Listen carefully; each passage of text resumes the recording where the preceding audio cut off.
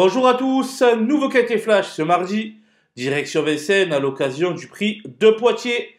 15 chevaux âgés de 7, 8 et 9 ans vont en découdre sur les 2700 mètres de la grande piste, une épreuve dans laquelle les 7 ans sont à privilégier tout naturellement.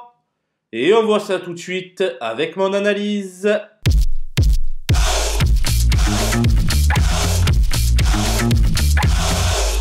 Les bases avec le 5 Ed Scott qui est monté sur le podium à chacune de ses 5 dernières tentatives.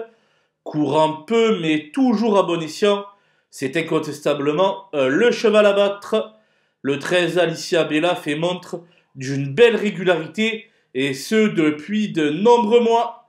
Cette fille de Bold Eagle trouve un très bel engagement au plafond des gains et ne devrait pas laisser passer l'occasion de se mettre en évidence. Le 3 Hasard d'érable l'aurait certainement emporté en dernier lieu sans une incartade dans la montée. Cette fois-ci, il vise plus haut, mais devrait tout de même batailler pour les premières places.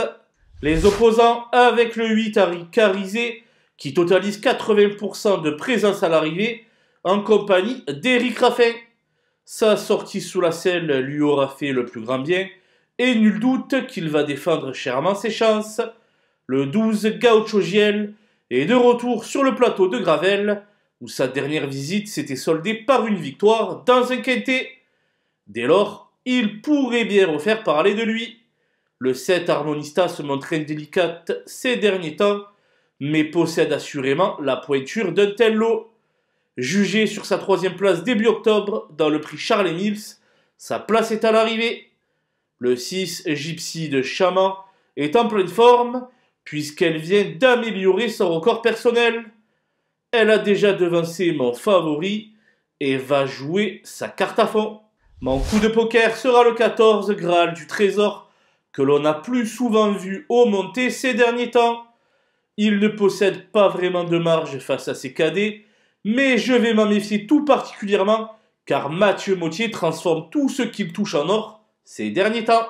Du côté des outsiders désormais, j'attendais beaucoup mieux du 9 Here We Go lors de sa dernière tentative. Toutefois, il n'y aurait rien d'infamant s'il parvenait à se glisser dans la bonne combinaison du quintet. Le 10 Girl de Bassière fait tout ce qu'elle peut, mais elle est désormais dépourvue de marge. Il lui faudra donc raser les murs pour s'emparer d'une place en bout de combinaison. Le 11 Ghostbuster est à la recherche d'un second souffle actuellement, pour la 5e place, mais pas mieux. Quant au 4 Fanfaronneur, il a été disqualifié lors de 7 de ses 9 essais cette année. Sans l'éliminer totalement, difficile de lui voir une première chance. J'ai fait l'impasse sur l'Asgardo en phase de préparation pour une très belle épreuve le 6 janvier prochain sur la Riviera, sur le 2 Gadget du Gad, plus confirmé sous la selle, et sur le 15 Godéo, qui évolue à des années-lumière de son meilleur niveau. Voilà, nous avons passé en revue les 15 partants de ce prix de Poitiers. Je vous laisse avec ma sélection, ainsi que mes conseils de jeu. Bon jeu à tous!